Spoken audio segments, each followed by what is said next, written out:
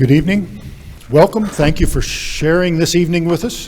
First time we've had an actual school board election in some time, since before I've been here. So I'm excited for that. I am thankful for the candidates. They aren't paid, either as candidates or as elected officials.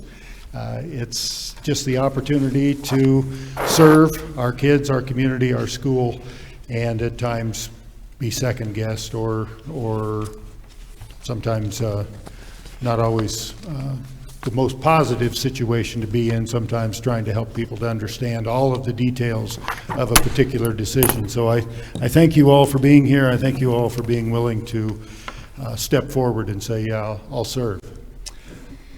We have a basic format that we'll attempt to follow, and again, these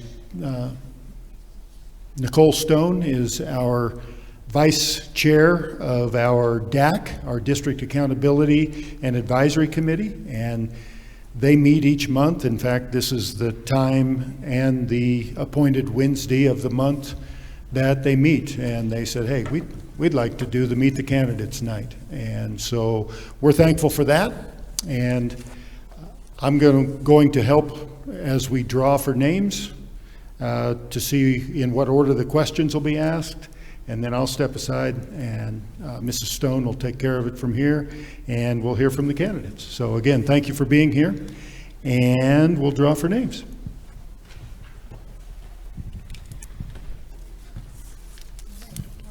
There's only 5 names, 5 pieces of paper. No funny stuff. And the first name is? First one is Miller, Mr. Okay. Miller. Bryson,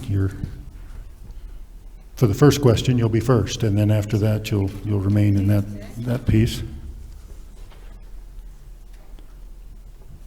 Okay, Mr. Mortensen is next, Brad. Okay. Mr. Mortensen, slot 2. Okay,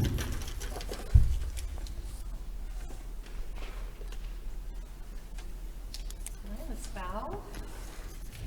Okay. Mrs. Fowl in slot 3.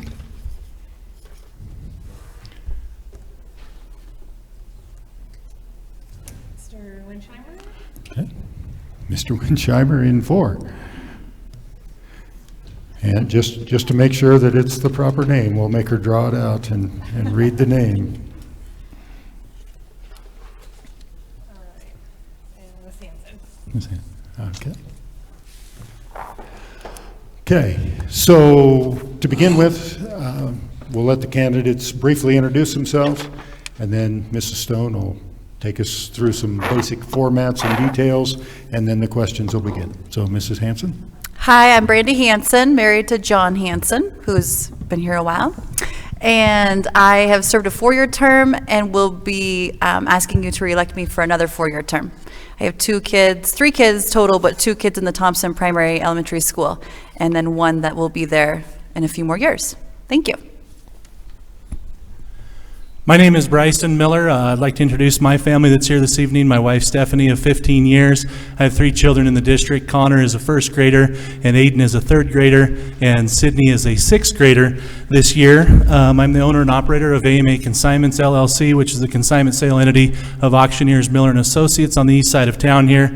I'm a 2003 graduate of Brush High School, and outside of the 2 years I attended Northeastern Junior College and acquired an associate's degree in ag business. I've been a lifelong resident of Brush. Hi, I'm Brad Mortensen. I'm running for a 2nd term on the school board. My wife Christy's here tonight. I have 3 kids that graduated from Brush High School, and I graduated in 1985. Thank you. Hi, I'm Meg Fowl. I've got my husband Doug Fowl here with me tonight. We've been in the community for 10 years. I've got 2 children that have graduated from Brush High School. I have degrees in education, mathematics, and technology, and this is going to be my 2nd chance to run for the board. Hello, I'm Derek Winsheimer. My wife's Amy Winsheimer. She's a teacher here in the Brush District. I have 2 kids, a 5th grader and a kindergartner this year, and I live and farm just south of town here. So thank you.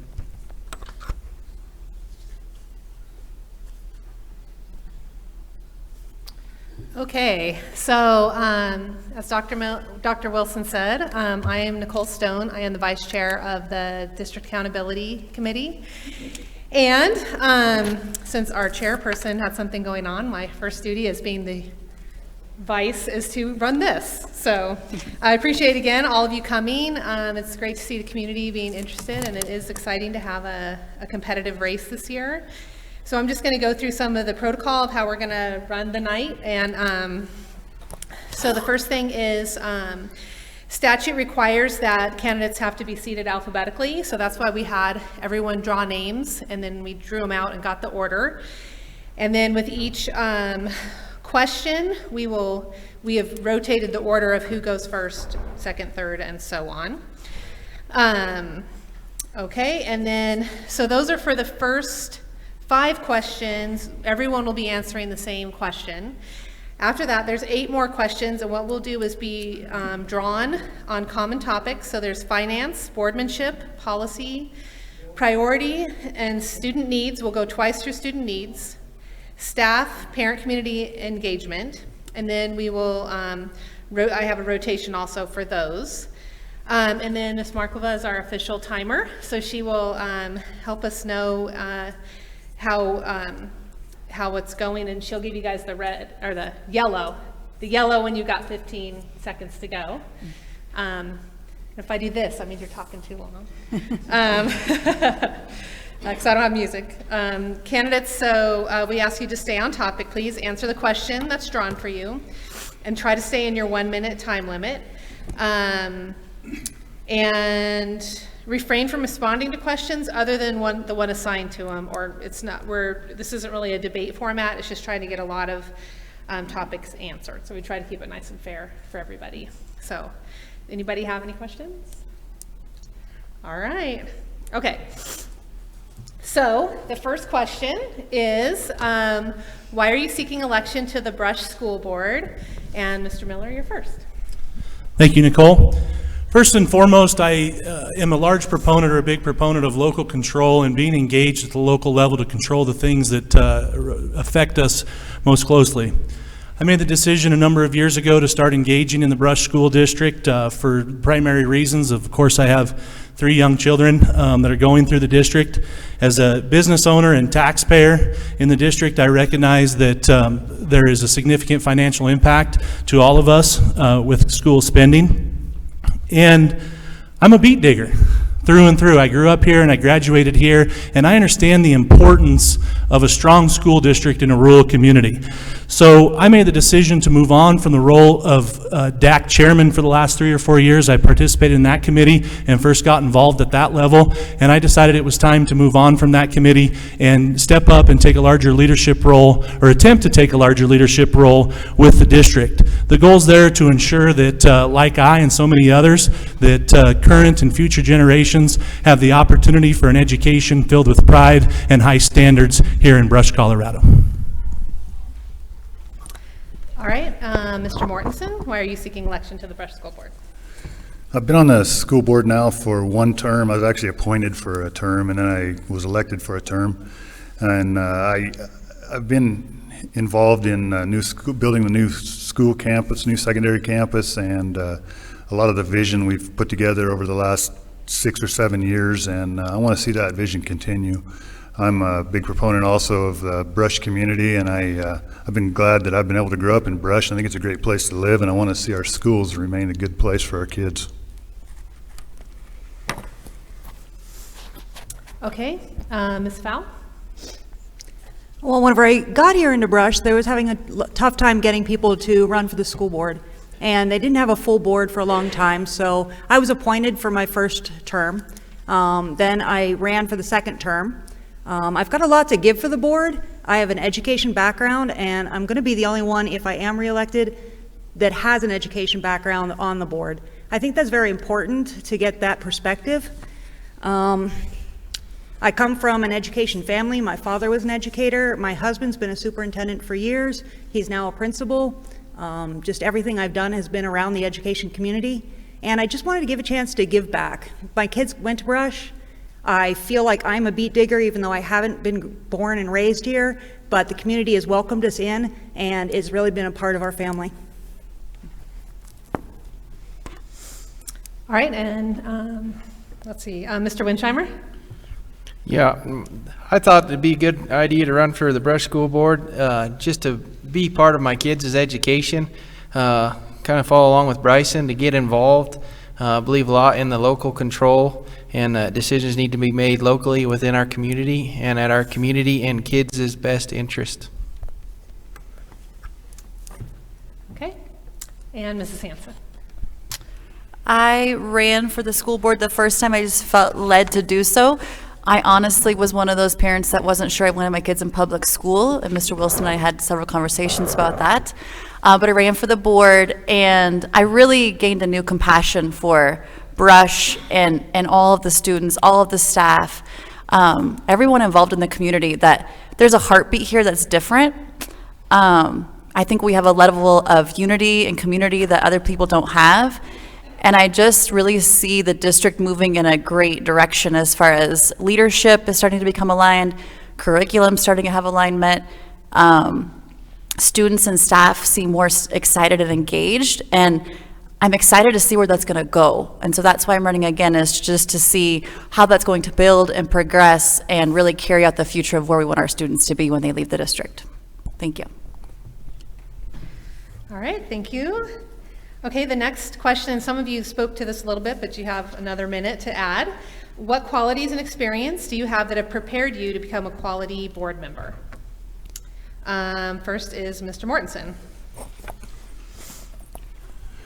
I guess one of the qualities I have that might make me a good board member going forward is I've been on the board for 7 years or 8 years currently, and I look forward to continuing that position. Thank you. Mrs. Fowl? I've got 20 years of education experience. I've been started as a teacher, and I am now in the data end of the education field. 14 years have been teaching. 6 of those have been in with state reporting and running data and training different staff members throughout a district. I've worked in several districts, and I've gotten to see lots of different perspectives, and I've got a big background in all the different initiatives that have gone through. I have a solid base on what's the new and shiny that we shouldn't go after, and what's solid and respectable and we should just keep going with what works. I'm on the advisory committee to CDE. I meet with them once a month to help them decide some of the things that they shouldn't be asking us for in data and some of the things they should be asking us for. Let's see. And I'm a regional member of the IT committee. So I meet with all the regional IT people, which is the northeast corner of Colorado. I'm also the president of the Colorado Student Information System.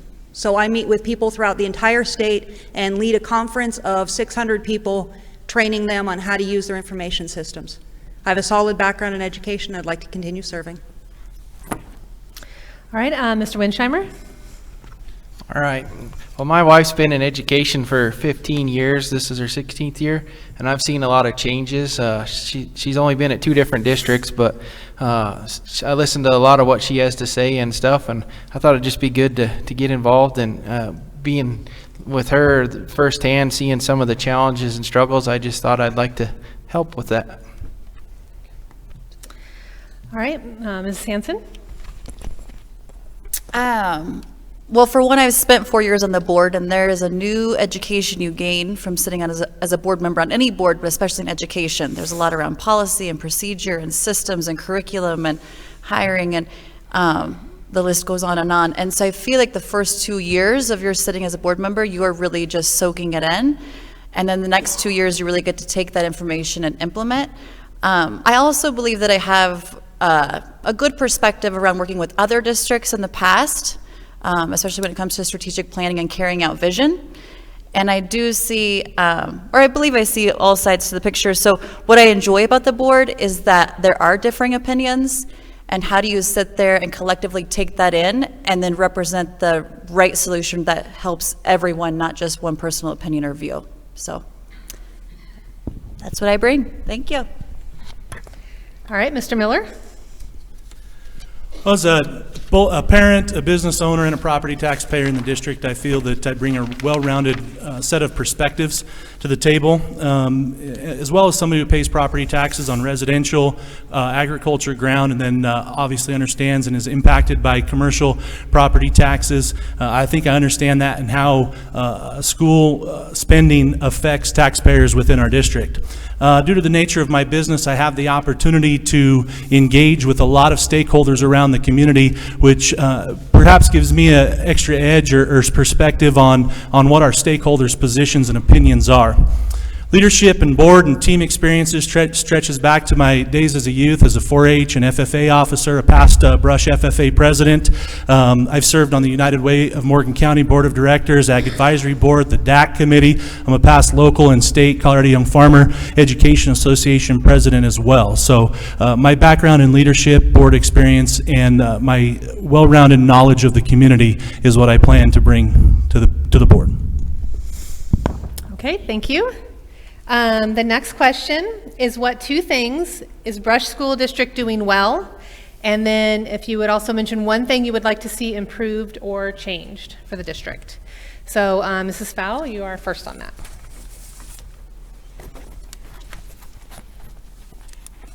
So what are we doing well?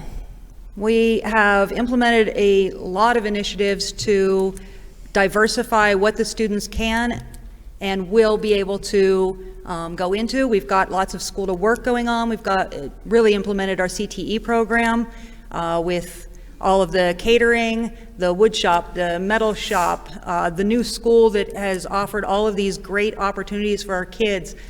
We have our CTE coordinator now that pushes out the kids into job shadowing and work experience. So the kids don't have to go to college, they can go straight into the workforce because college is not for everybody. But we do allow for people to go to colleges like Duke.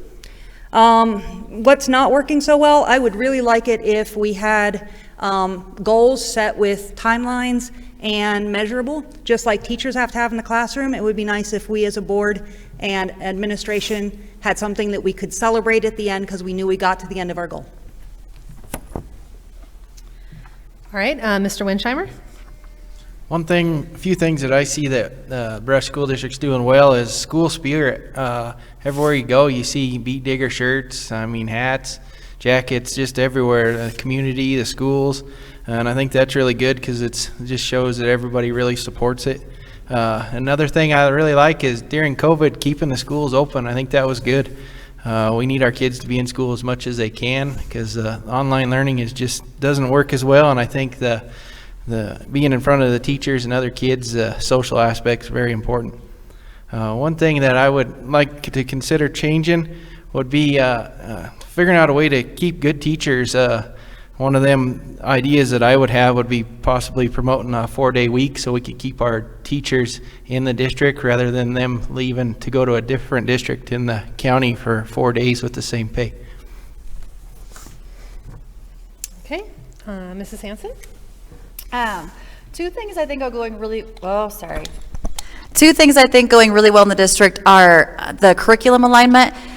In my 4 years on the board so far, I really saw a disconnect between campuses, and you could see that in the data being reflected. And I would say in the last 1.5 to 2 years, those leadership teams have come together to really align and unify that.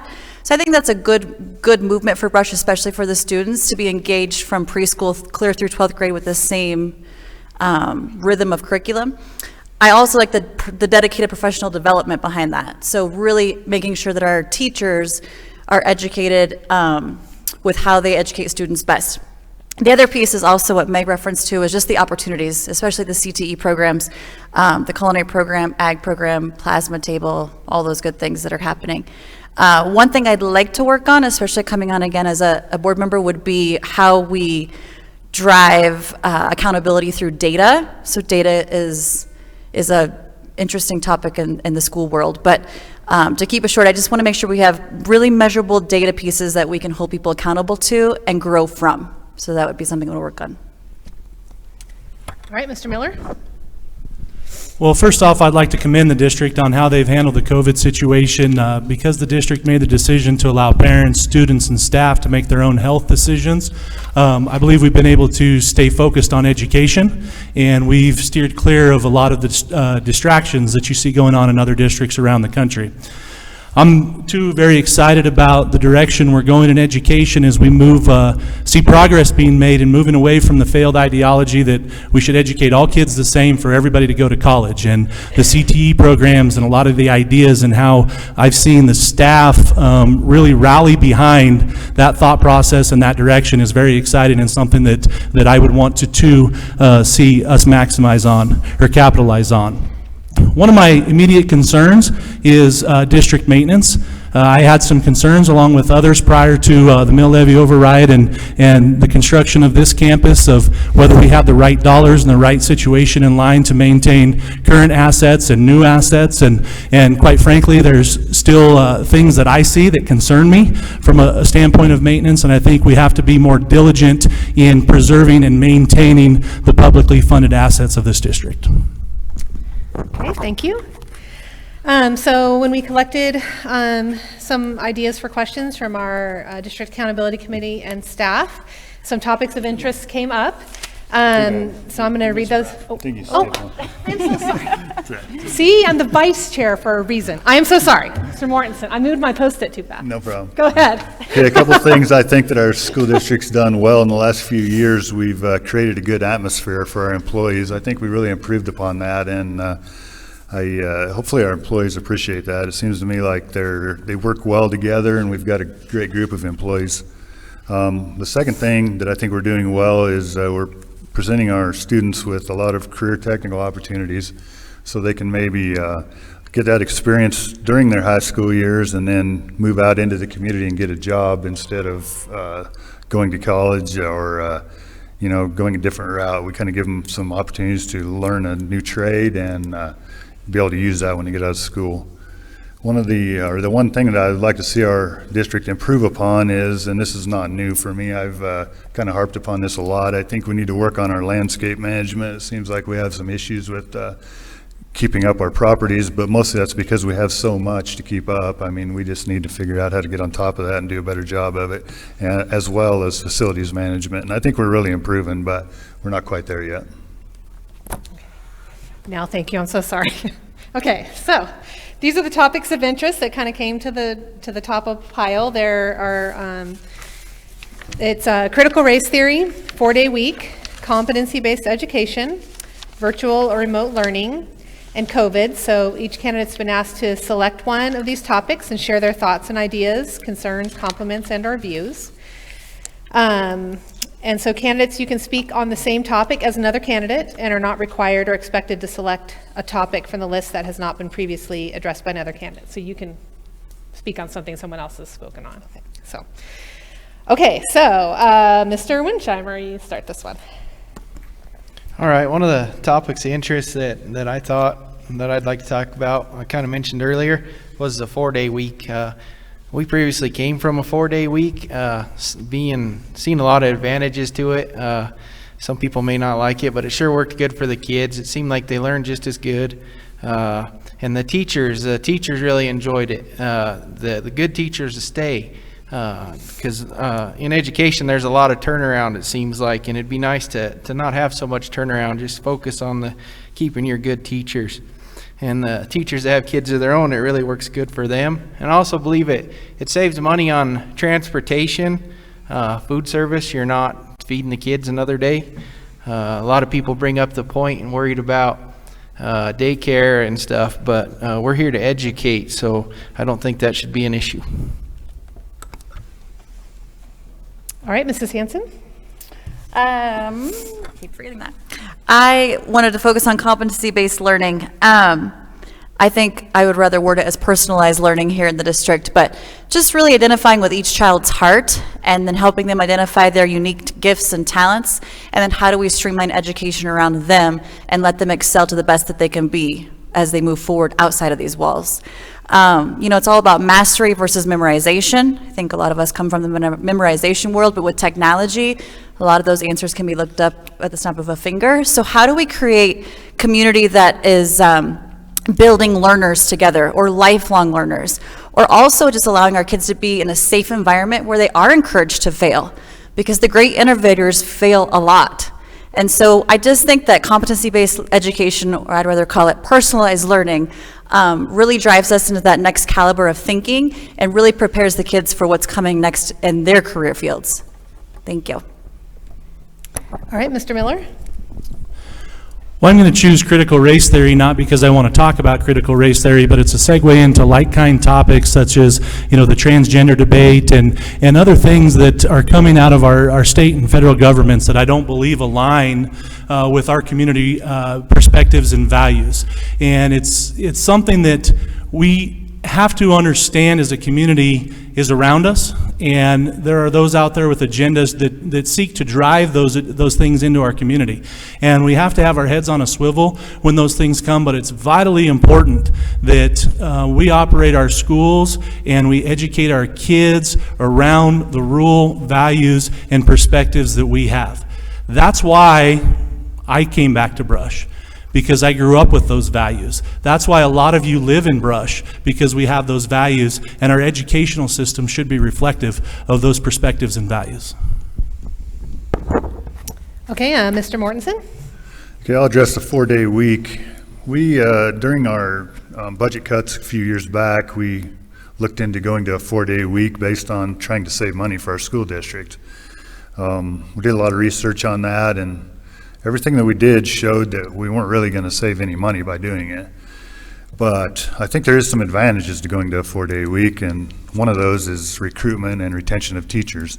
We're in an area where a lot of the schools around us are going to a 4-day week, and I think it really makes some sense to go there at some point, but I think there's more research that we need to do in order to get to that point.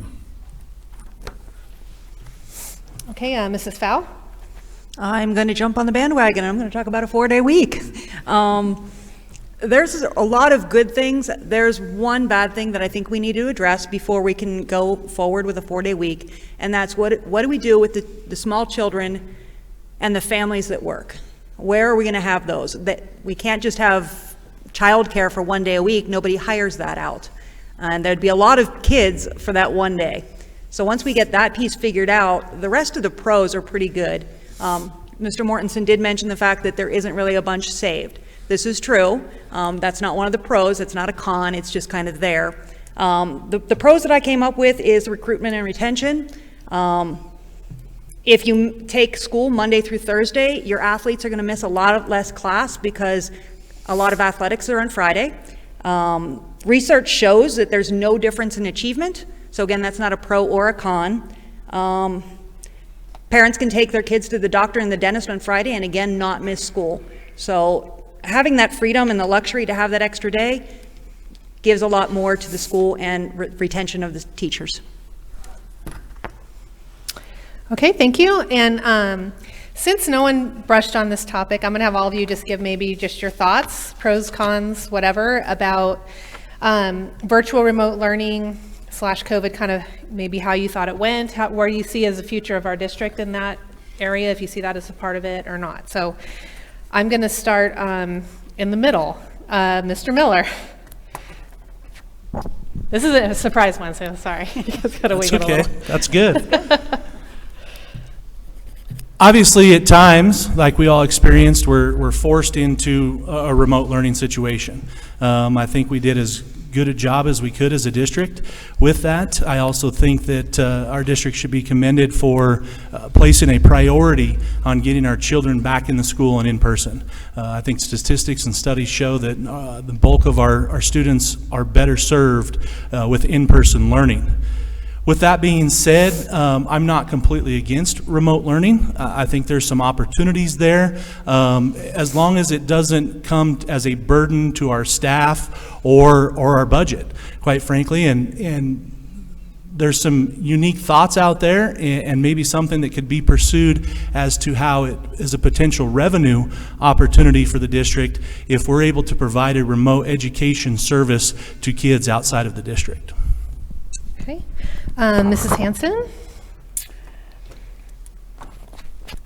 Being on the board and making those decisions collectively to put our students back in school was probably one of the most memorable moments that you carry with you as you move on and make other big decisions.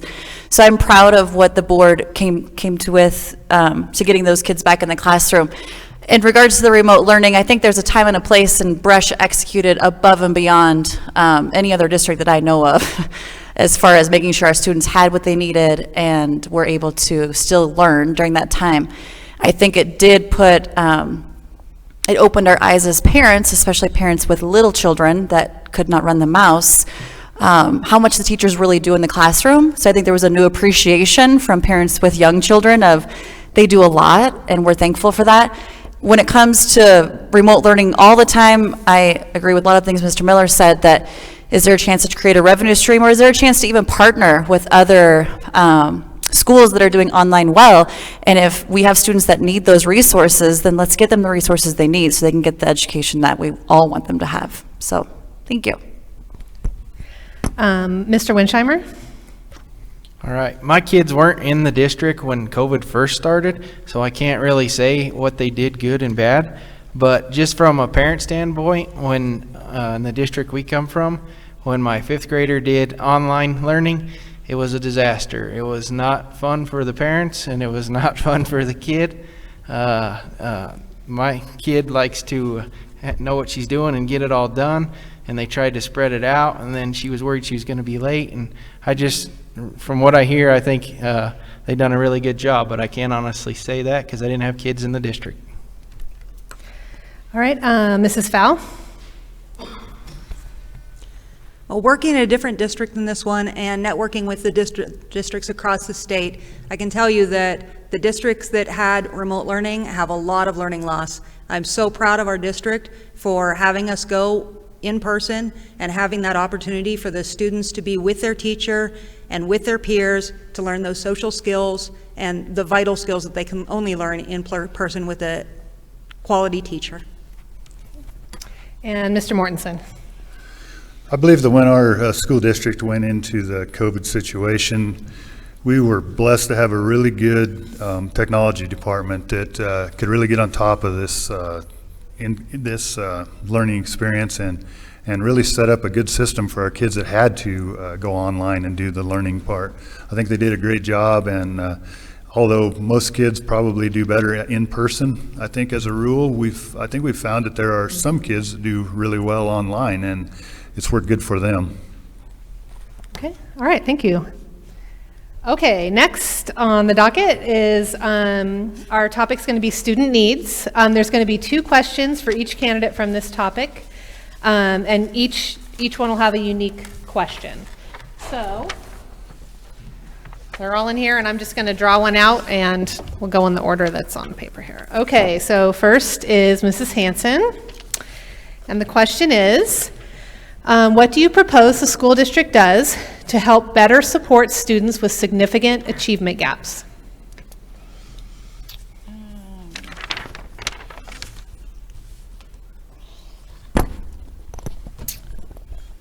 I think that I had a hard time with that question thinking about achievement gaps. I think you can go on the extreme of gifted and talented, and then you can go on the extreme of the children that need extra care and needs. But I think in general what the district does well today and what we need to continue to do is mapping out what the child's learning plan is. So whether that's an IEP or a 504, or if it's a gifted and talented type of student that we have, how do we sit down with the student, the parents, the counselor, the leadership to develop that plan? And it does tie back to personalized learning, but if we can identify what the child needs, then it's easier to plan around that. And I think it's easier for the staff to plan around that. I think just we have to figure out how to really map it out and set qualitative and quantitative goals to make sure that we're holding ourselves accountable to what we said. Okay, thank you. All right, Mr. Miller, what are your ideas for increasing educational supports and opportunities for our English language learners?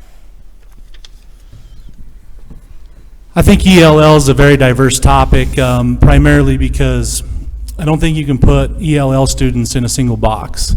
Those students come with all different levels of capability with the English language and so on and so forth, and we certainly need to do what is necessary. We have an obligation to educate those kids and bring them to a satisfactory or above satisfactory, for all means, standard within our district. And if we're short on support tools for those students, I guess that's news to me, but certainly something that needs to be looked into and addressed. But truly believe that our district's goal should be to get those ELL students to where they're proficient in English. The reasons being that I think it's obvious that having those abilities or being at that point will make them, give them a better opportunity for success, and in some instances might give them an advantage in the workforce or extended education being bilingual. So I think that all plays in, and one other key element that we have to ensure is that we don't allow those extra resources that are being allocated to ELL to be abused or taken advantage of as well. Okay, thank you. Mr. Mortensen, what has been your involvement in our schools in the last 5 years? My involvement in the last, in our school district in the last 5 years, I had 3 kids that graduated from Brush High School, the last one within the last 5 years. And then being on the school board, I've had opportunity to work with our administration to develop a great group of employees in our school district, and also a really nice facilities. We've got a few things we need to keep working on, but I think we're going in the right direction. Okay, thank you. Mrs. Fowl, how as a board member can you ensure that you are supporting all children and their learning opportunities for success? Well, I think one of the good things that we put in place recently was our touring board meetings. So we periodically have a board meeting held at an individual building. By doing that, we get to hear from the teachers, from the students that are there, we get to see the student work, and we're much more involved and engaged in what's going on in the individual buildings. We also like to listen to the recommendations of the admin, and the admin come and present to us sometimes their ideas. We also have work sessions, and the work sessions are vitally important for being able to just sit down and hash through some things in an evening. Okay, thank you. Mr. Winsheimer, how do you plan to support the school district at all levels? Preschool to 12th grade students and all levels of staff? All right. I would do that by being able to listen. Go in everything with an open mind. Hear everybody's opinion, kind of collectively gather and make your decisions from there. Visit the schools, get all of them, preschool, the secondary campus, all of them, and talk to the teachers and see what their issues or what their challenges are, and just have an open mind and listen and bring it to the table and see what we can come up with. Okay, thank you.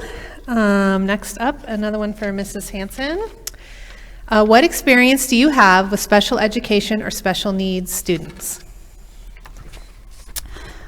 Well, when I got that topic, I first thought of Diane Cox, who will be leaving the board, but she has been a tremendous asset to Brush and just understanding the needs of those students and what we need to focus on. But what she's taught me, what I've learned on the board, is that our BOCES relationship is significantly important. And we need to make sure that we're meeting the mark, not only for our kids in Brush, but also in the state and where we're ranking as far as taking care of kids with special needs. I think there's some confusion sometimes for parents just from conversations I've had around how to really manage IEPs and 504s, how to set those targets, how to make sure people are held accountable, and make sure that the student is actually achieving what we want them to achieve. So I think there is some work there that we could focus on.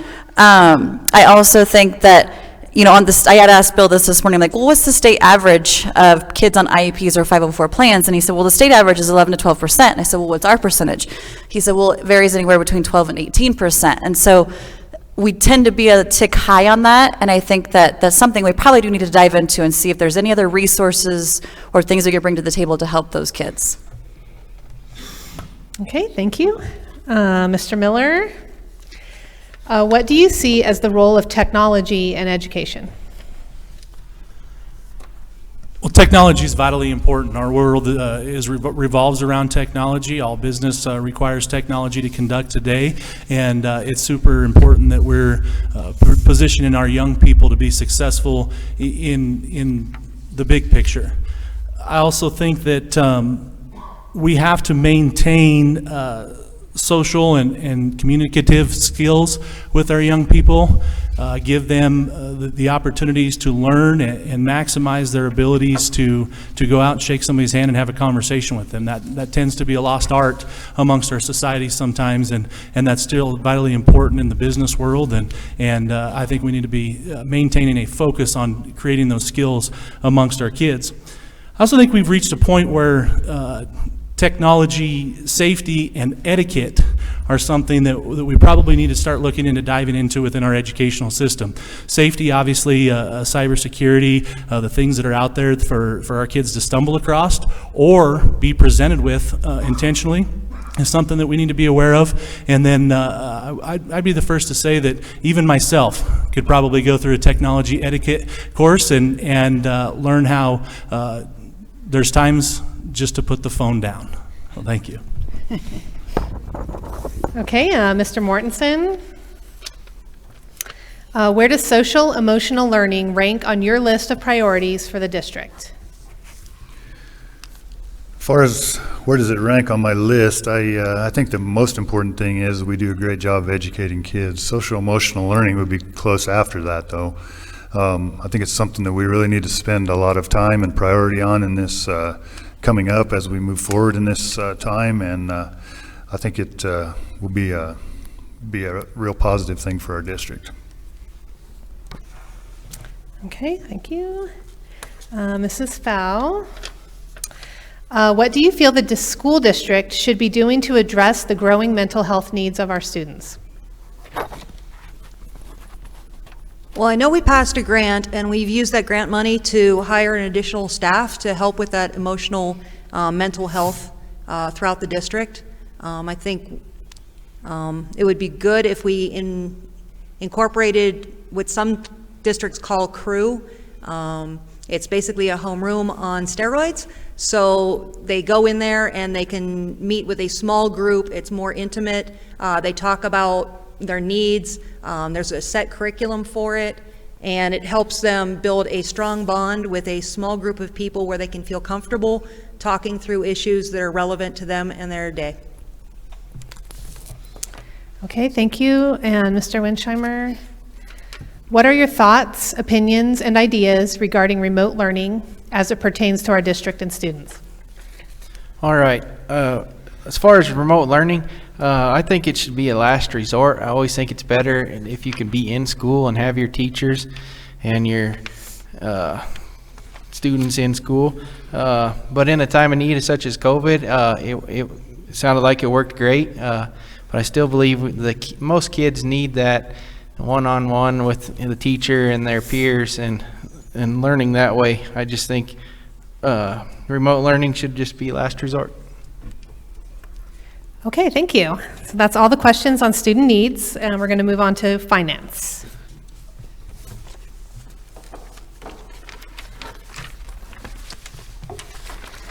Okay, and first up is Mr. Mortensen.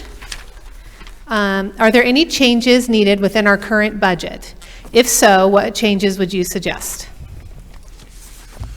I think as we look at our budget, I think it's important that we budget out in advance quite a ways. I think 10 years, if we can project those budgets going out that far, I mean, there's always going to be things that we need to change. But I think it's really important that we look forward so that we don't get ourselves in a position where we have to make budget cuts like we had to do in the past. So I guess the most important thing to me is forward budgeting. Okay, thank you. Mrs. Fowl. How involved should the school board be in the development of our school district's budget?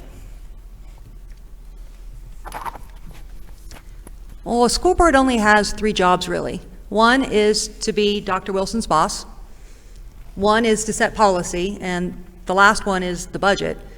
So we should spend quite a bit of time with the budget, understanding where the money goes, how it is spent, if we're spending it wisely, how we compare to other districts our size, how we compare to other districts in our region. We have a finance committee. I am a member of that finance committee with my math background. So we meet every month right before the school board meeting and talk about anything that it seems out of ordinary, go through all the spending for the month, checks and balances there to make sure that there's nothing being spent on things that are not needed. And that's about all I've got to say. Thank you. Okay, thank you. Mr. Winsheimer, how would you prioritize our school district needs within our limited budget? I'd prioritize the needs within a limited budget by having our kids' interest in needing to come first, and trust that the administration, teachers, everybody has the kids' back. I think we need to remember that the kids are our future, and we need to educate them appropriately and just have their back, and whatever they need, help them out the best of their ability. Okay, thank you. Mrs. Hanson.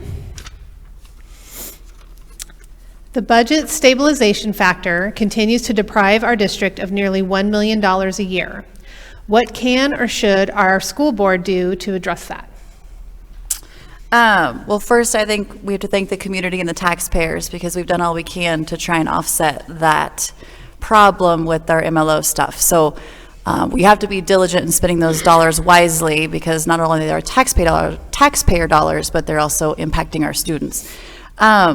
What we do well, and what I think we need to continue to do, is have a voice at legislation. So Dr. Wilson does do a good job of representing us at Capitol Hill in various meetings. And there's also the Rural Alliance Committee that we are part of. Dr. Wilson's also a member of that. And it really creates a voice for rural America to be able to go to Capitol Hill and fight for our rights and what we need for our rural districts. So we have to stay on top of those things and continue those pieces. And hopefully there's a board member coming on that might also have interest in taking up that legislative hat and going down and having those meetings and being a voice for our community. Worst case, if it continues to get bad, I think it goes back to what Mr. Mortensen said even about budget, is we got to start to probably contingency plan a few years in advance so that we're prepared and it's not a shock to us or the community. Okay, thank you. And Mr. Miller. As a board member, there may come a point in time which budget cuts will need to be made. How would you determine the district's budget priorities? Where would you make budget cuts? Are there any areas you would not consider cutting? Well, obviously, nobody likes to talk about budget cuts, and it's not too far in the past when we experienced that as a district, and obviously something that we need to start considering now with concerns associated with Pawnee Power Plant and things of that nature. There are significant financial challenges on the forefront for this district.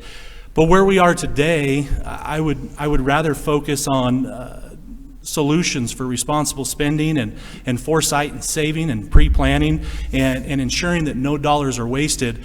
And really, it'd be unfair for me, I think, to stand up here and say this is what I would cut or not cut and start giving specifics as that, because obviously when you get to that point, if you get to that point, you have to really dive into and indulge in the budget, as well as understand the return on investment of each and every program and aspect of the district.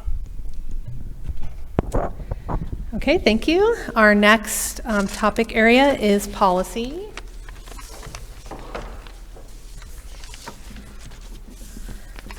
Okay, and Mrs. Fowl. What is our school district's best policy? What policies might need to be changed? You know, I thought about this one a lot. There are hundreds of policies, and to just pull one out and say this is the best policy, I don't think I can.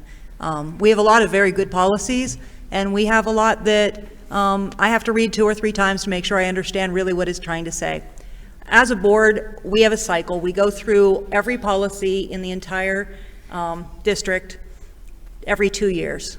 I think Brandy mentioned it earlier. Your first 2 years, you're spent really lost. And that's because we're going through all of these policies and reading everything and bringing you on board. And then the next 2 years, you really understand it and dig in a lot deeper. I think that the new legislation will bring around what new policies have to happen. If we have a budget equalization or a mill levy equalization passes, that's going to change what we're going to do with our mill levies. Everything's kind of fluid, so it's hard to say what's our best and worst policies out there. Okay, thank you. Mr. Winsheimer?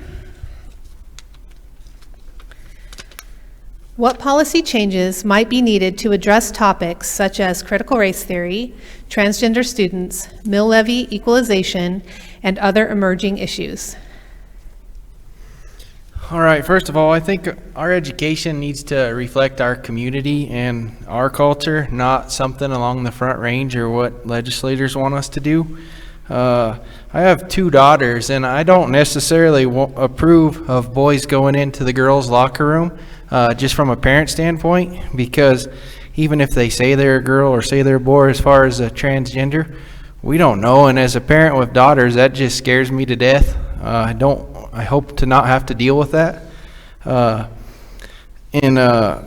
like to make sure as a taxpayer, the mill levies go where they're supposed to. A lot of times in certain places they pass more taxes, but is it really going to where it needs to go or where it's supposed to go? I'd like to kind of focus on that and make sure we're putting it where our taxpayers want it and where we need it. Okay, thank you. Mrs. Hanson? From a policy perspective, what are your ideas to improve transparency with our stakeholders? So as a board, you do review the policies frequently, and I think what we could do better is, even as board members, oftentimes it moves from first reading to second reading and then approved. I think we need to take time in those board meetings to say what it is we've been reading. Generally, we'll just gap them all together and say 8.1 through 8.25 or whatever it's going to be. But I think that that's important. I think that everybody needs to understand, what are we looking at? What are the topics we've been reviewing for the last month? What are the next set of topics that we'll be reviewing for the next month? Because I think it allows that transparency for parents to say, oh, I didn't know there was policy around that. I would like to know more about that. I'm going to come back and sit in that meeting. So that's one thing I think we could do to improve it. And that's about all I had. So I'll stick with that. Okay, thank you. All right, Mr. Miller.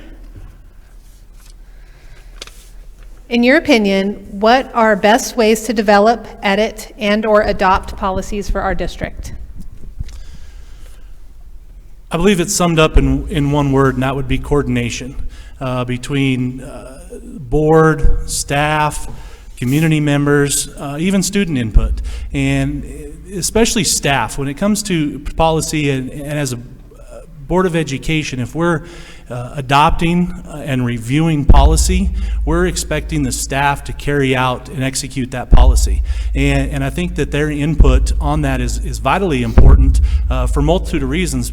There's a lot of areas that they probably know more about than me when it comes to education. And I'm okay admitting that, and I want to gain that knowledge from those people that are in the business of education before I'm dictating or making or setting policy.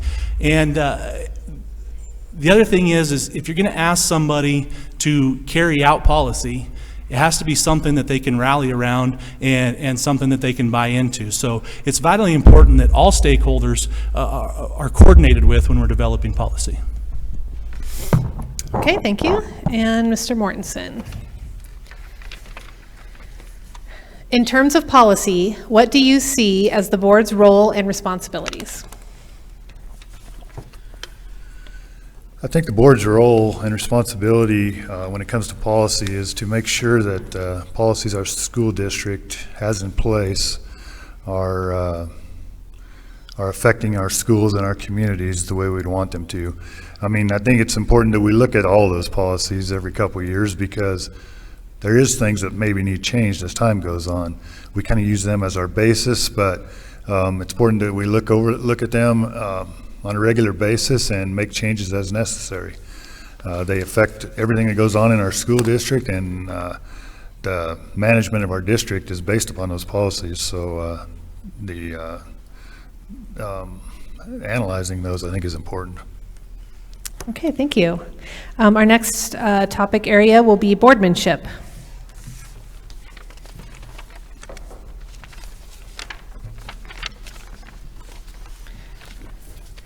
Okay, and Mr. Winsheimer. As a member of a 7-member board, how do you proceed when you are not in the prevailing vote on a topic or issue? First of all, I think you need to have an open mind and listen to what they have to say and their reasons, and talk about it, and make sure your point or your side's been heard and shown, and they know. And like I say, just have the open mind, but make sure your point's shown and talk it out, and maybe everybody can come to an agreement. Okay, thank you. Mrs. Hanson. How do you approach a decision for the district that might not align with your personal beliefs? So I think it's important to do your research. And a wise person once told me when I was running for the board the first time, said, as long as you can go to sleep that night and get a good night's rest, then you know you did your best. And so I think that's what we have to do. You have to bring the facts, you have to bring the truth, and you have to realize that sometimes the outcome's not going to be necessarily in line with what you personally believe. But as long as you're having an open mindset and you're willing to listen and you're willing to actually make the decision that's right for the community, that's what matters. We have to come to agreement for what's best for the community.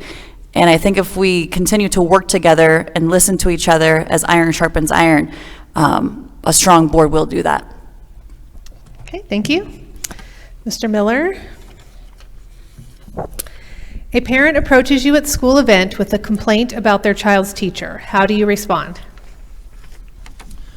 Well, believe it or not, as the chair of the District Advisory and Accountability Committee for a number of years, I've actually experienced a lot of these situations, and chain of command is important, but also understanding that where the chain starts and where the chain ends changes from topic to topic too. So specifically, a parent with an issue with a teacher, I would certainly, I understand and appreciate that personnel issues are delicate as a board member, and rules and laws associated with how schools operate. So you have to be mindful of that, but would certainly help that individual to understand the chain of command and hopefully assist them in being comfortable following that chain of command to first address the teacher, then address it within the building, then address it within with district leadership, and ultimately as a school board, if satisfaction is not achieved there,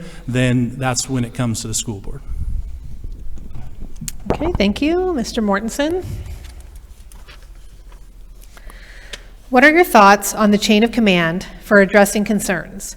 How do you navigate that process for issues that arise and impact you personally?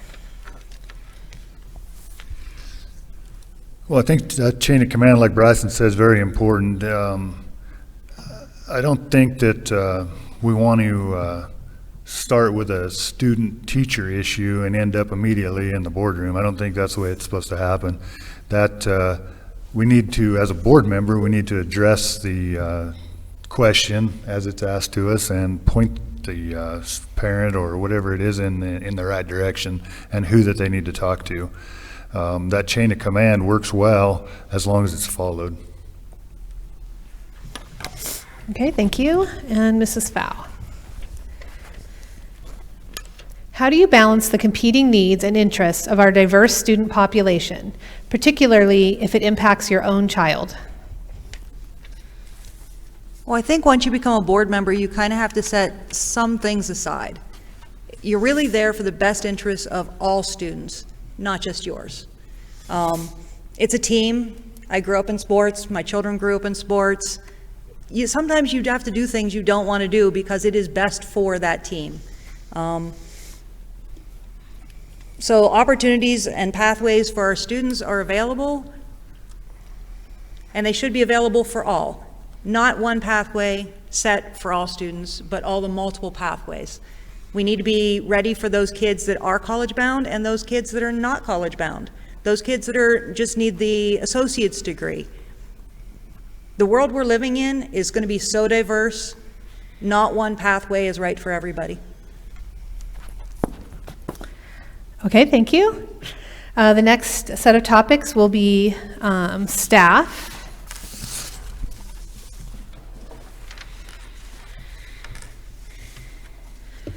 Okay, and Mrs. Hanson. Did you say I'm first? Uh-huh. Okay.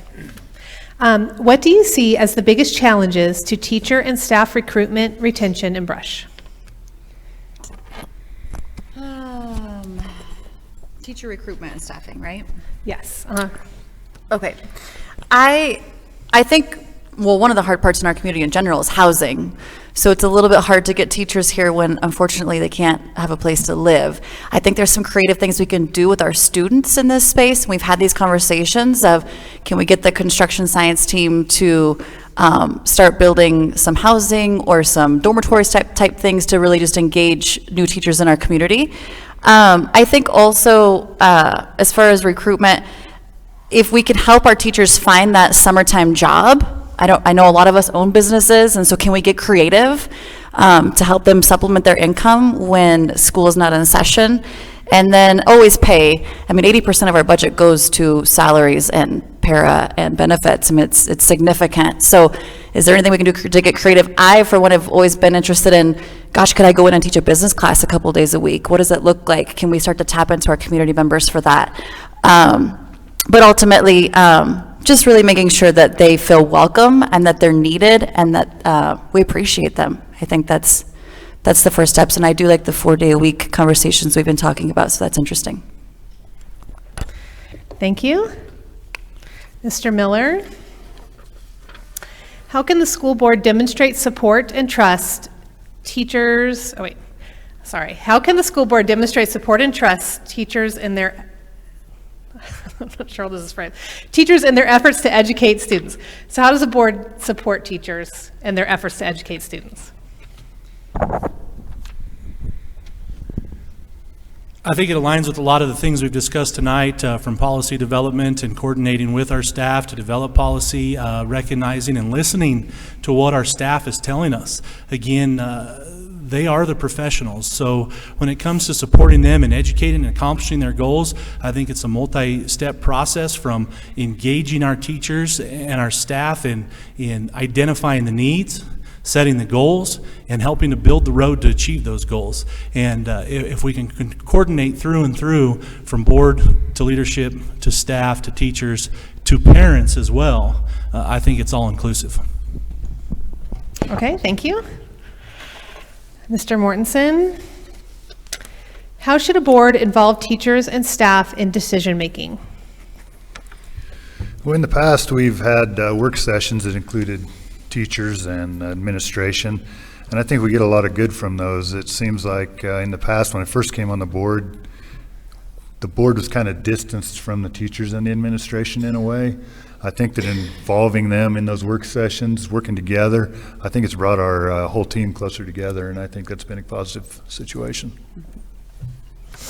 Okay, thank you. Mrs. Fowl, what are your ideas and strategies to increase teacher and staff retention? Oh, I think we've been working hard at raising our base salary so it's competitive. Again, being from a whole bunch of different districts and seeing what they're doing, I can guarantee we are very competitive with our base salary now. I'm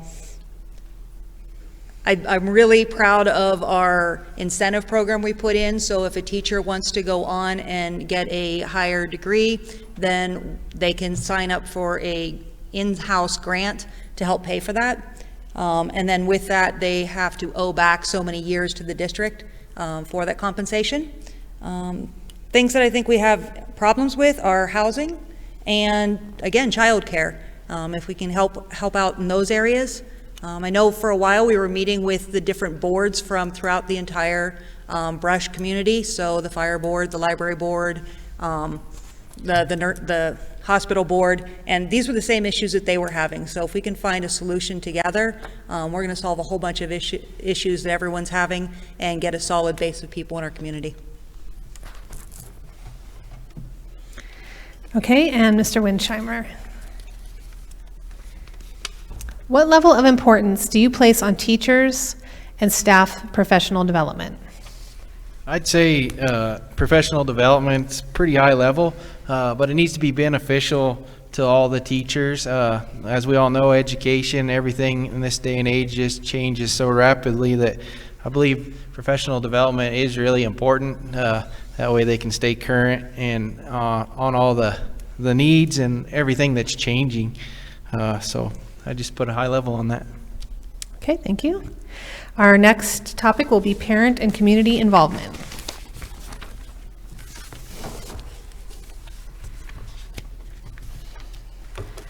Okay, Mr. Miller.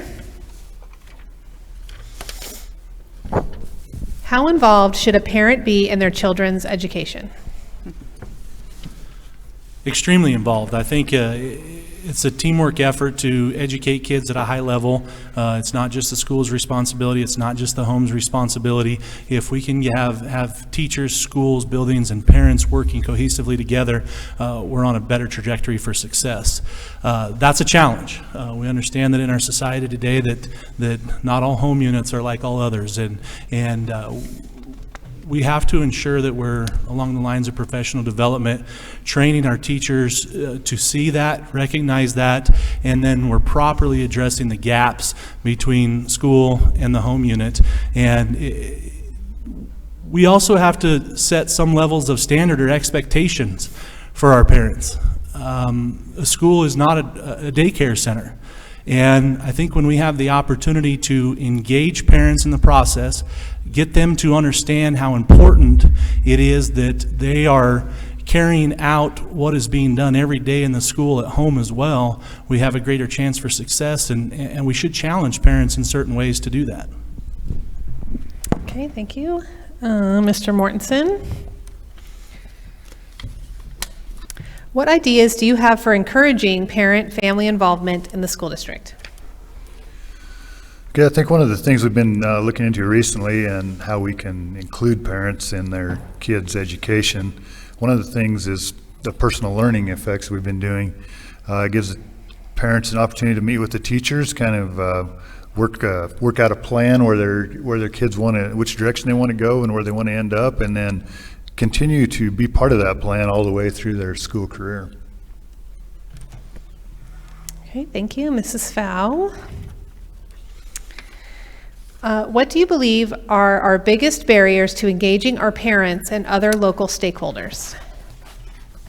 Well, I know whenever I had my children at a younger age and they were in school, I never felt really welcome to come into the school.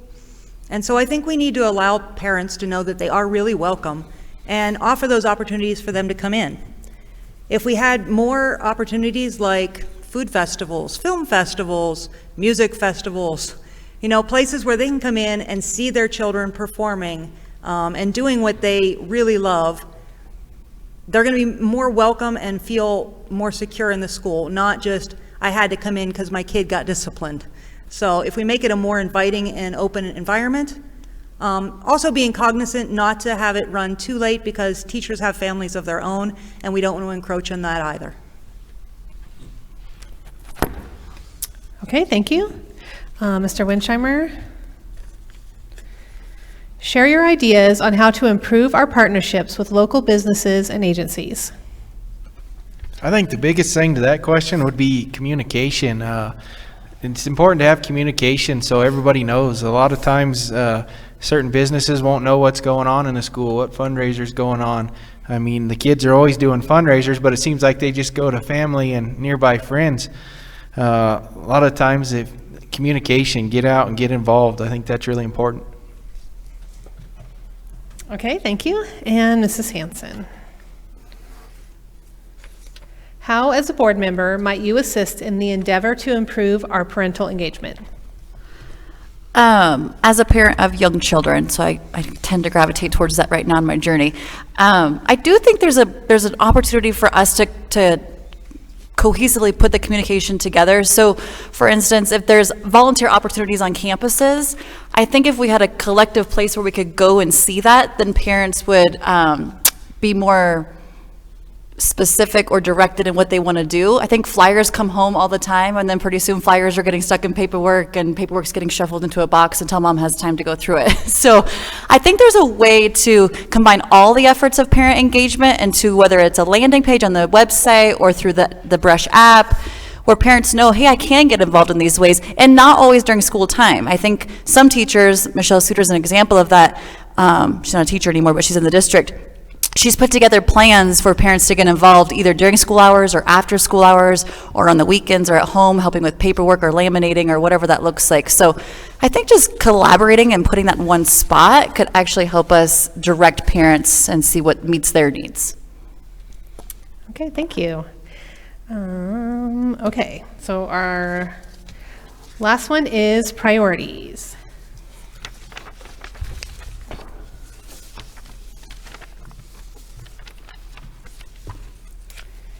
Okay, and first is Mr. Mortensen. How does the school board ensure that district accountability is achieved? Well, I think one of the major ways that we assure that district accountability is achieved is by following policy. We need to base all of our decisions on policy and what works best in our community. By doing that, we keep things in orderly fashion. Okay, thank you. Mrs. Fowl. What do you see as the primary work for this school board?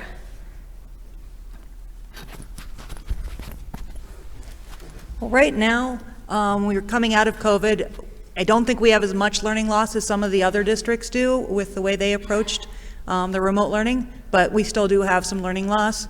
We need to find those gaps. I think technology is a great tool that can be used to find the gaps, and then the teachers with their background can help to scaffold and fill in those gaps. I think also with COVID came an introduction of a lot of new technology, and we're going to need some professional development so that teachers feel comfortable using that technology. Not to replace them, because you can't replace a good teacher, but to help them in the classroom and make it a better, more engaging class. The newest thing out now is going to be the AI, the artificial intelligence, and the use of that with the Chromebooks and the cameras on there and the facial recognition to be able to look at a kid's face with artificial intelligence to tell if a kid understands a concept or not is going to be tremendous. So I think just tackling all the professional development that's coming down the pipe and tackling the learning loss. Okay, thank you. Mr. Winsheimer. What do you see as the biggest challenge in Brush schools currently? Well, being Sal, I haven't been here a real long time. I'm going to be honest and say I don't know, but I'm going to go along with most school districts that I'm familiar with, is keeping good quality teachers rather than just training them, for the first year or two, then they move on somewhere else. Let's keep the good ones. There's a lot of good teachers out there, and I think it's important that we keep them and have low turnaround. Okay, thank you. Mrs. Hanson. What are your thoughts and plans and goals for the future of our school district? So I think currently we have a board that sees a vision of taking students to a new level in learning. And I think the heart of that is how do we get the community to also want that for our kids in our community. So it's all about vision. I think we want to make sure that the vision is not just holding with a board or with a superintendent, but it's a community vision, and that we want to carry that through for decades. So I think that's first and most important, is we got to start getting out there and making sure we're aligned as a community. I think too, the future of the district relies on accountability, and accountability comes back to good data.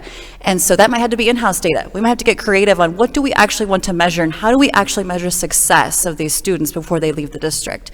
So I think as a collective community, as a board, those things need to be identified so that they can just carry through board after board. And then I think just a culture of honesty, just open, honest feedback. Are we creating an environment where people really feel like they can voice their opinion and feel safe and feel heard? And then what do we do with that to make the right decisions for our community? Okay, thank you. And Mr. Miller.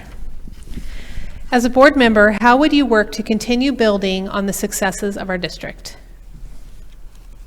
Well, I hope everybody, after sitting through this evening, is excited, like I think all 5 of us sitting up here are, about the new direction of education related to CTEs and expanding opportunities for young people within our district.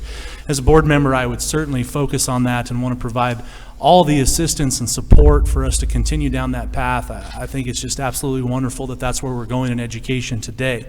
I also, along those lines, think that we've done what was said when it pertains to the mill levy override in terms of bringing teacher salaries and compensation up to a competitive level with school districts our size and in our area, and we're not done there yet. We have to continue to establish a level of quality and expectations within our district and our staff that meets the expectations of those writing the checks every year, and that's part of the puzzle. And I don't say that because I think we're not going there, and we certainly have a lot of great staff within our district that have bought onto that, and they got the pedal to the metal, but it ties back to teacher recruitment and retention too. If we want across the board high quality people educating our kids, those high quality people are going to gravitate and be motivated by a certain level of expectation. Okay, thank you. All right, thank you guys so much for answering all those questions for us. We have now come to the part where we're going to do concluding remarks. So each candidate will now be given up to 2 minutes to share any information you were unable to share through previous answers and or leave us with concluding remarks and ideas. Okay, so first up is Mrs. Fowl. Well, I was kind of jealous because Brandy got a lot of the good questions on data, and that's really my forte. So true to my heart is competency-based learning and the personalized learning and being able to track. I did get an opportunity to mention a few times about coming up with goals, making them measurable, making them have a deadline so that we can not penalize anybody, but celebrate and really, truly feel good about ourselves when we've reached those milestones. Let's see, I recently went through the CDE reading training that they offer, the 45 hours of reading training, and that was absolutely phenomenal. It gave a lot of good examples of what to do for the EL staff, or I mean the EL students, and how to change your curriculum a little bit and your pedagogy to bring those kids into your classroom better and make it so that they can understand your content.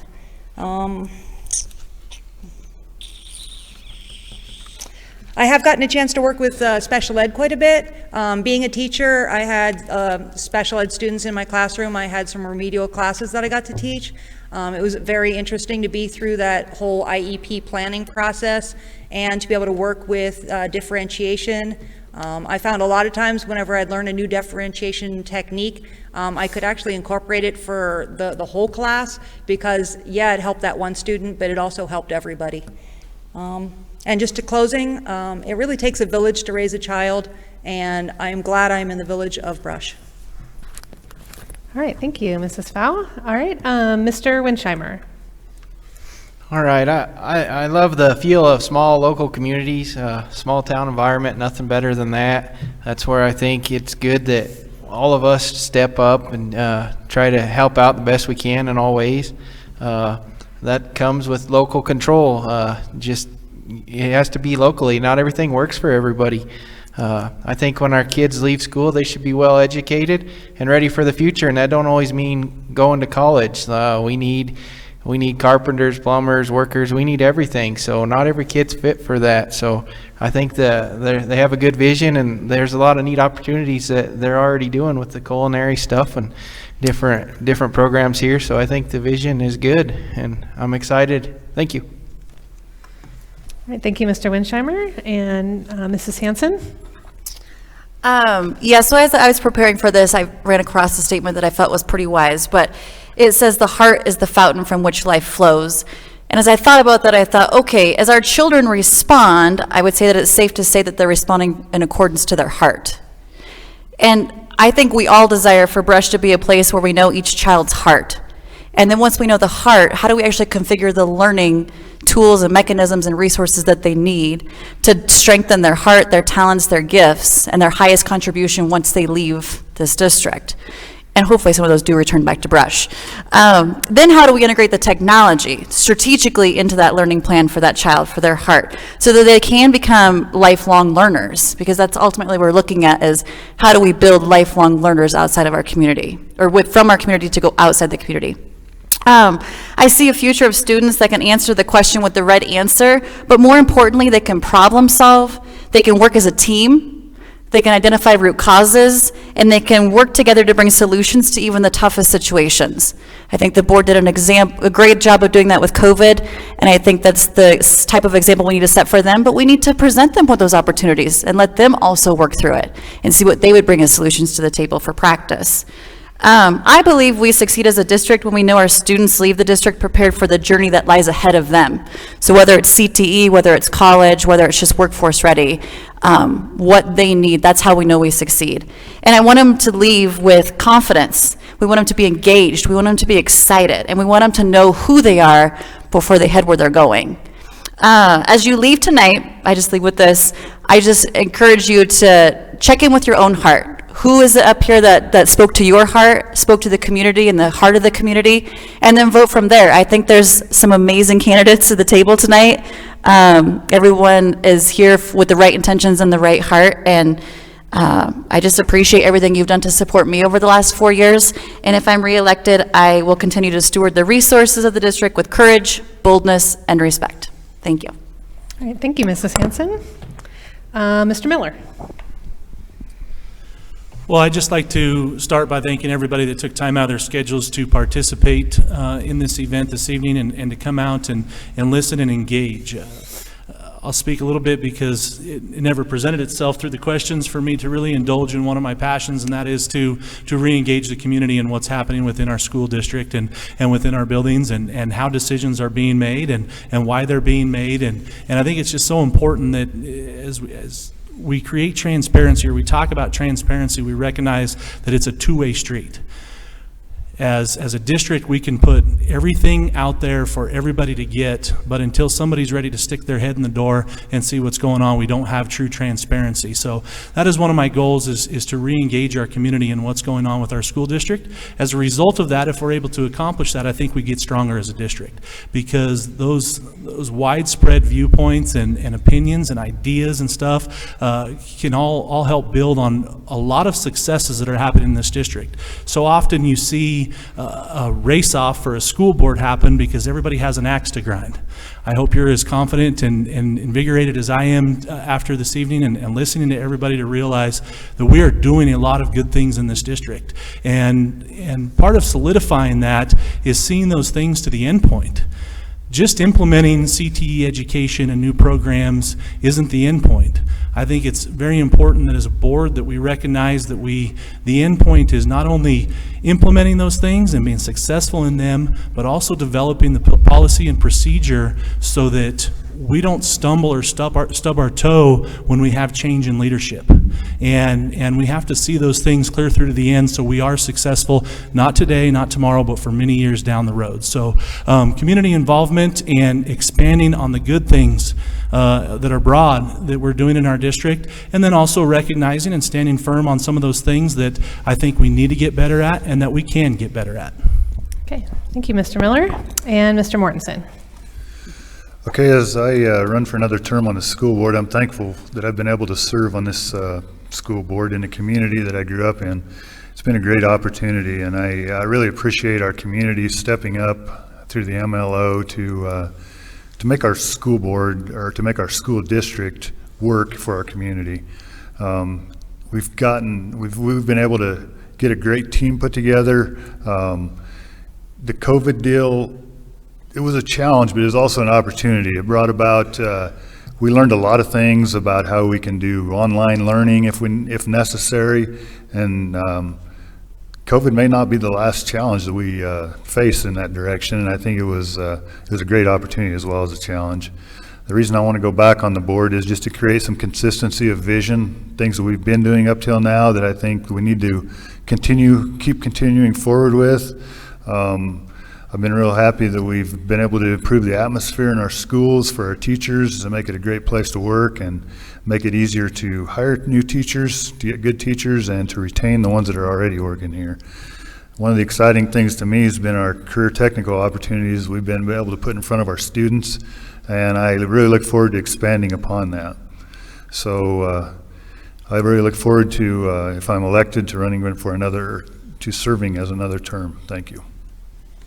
All right, thank you, Mr. Mortensen. And thank you to all the candidates. Appreciate all of you guys taking time out of your schedules tonight. And as a parent and a community member, it's great to hear from all of you. I'm really excited we have a competitive school board election, and we're not just appointing people. It's exciting that our community is engaging. I agree that that's a huge part of a successful school district. I want to thank everybody who took time out of their night to attend. Thank you guys so much for coming. Also, reminders, please vote. Off-year elections can sometimes seem a little meh, but actually, as far as local control is concerned, they're some of the very most important. So please take time to fill out your ballot and get it dropped off. And a shameless plug, we're always looking for new members of our District Accountability Committee. I have been on it for, almost 5 years now. And as you were saying, knowing how the school district, kind of the inner workings of a school district is very enlightening as a parent and a community member. So it's a great way to know how the school district works. There's always a board member there and Dr. Wilson as we discuss different topics. And it's a great way for parents and community members to get involved. And we're always looking for new members. So if you're interested, you can contact Sandy Marklova. And I can get you her email address and phone number, or you can call the district support center or district office.